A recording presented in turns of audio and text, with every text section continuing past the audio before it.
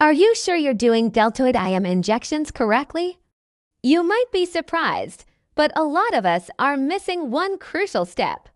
Let's break it down so you never miss it again. First things first, let's get prepped. Hand hygiene is non-negotiable.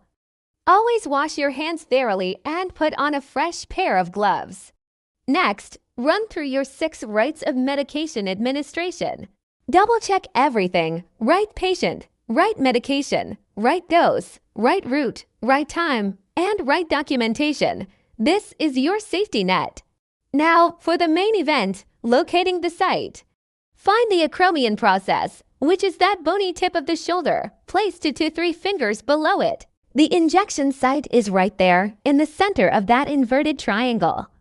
When it's time to inject, hold the syringe like a dart at a 90-degree angle. This is super important for an IM injection. And here is the tip for your patients. Ask them to relax their arm and maybe take a deep breath. It makes a huge difference in reducing their discomfort. Okay, here is the most commonly missed step: aspirating. After inserting the needle, you must pull back on the plunger for 5 to 10 seconds to check for blood return. If you see blood, you're in a vessel. You have to pull out and start over. No blood, you're good to go. Inject the medication slowly. And that's it, deltoid IM injection mastered.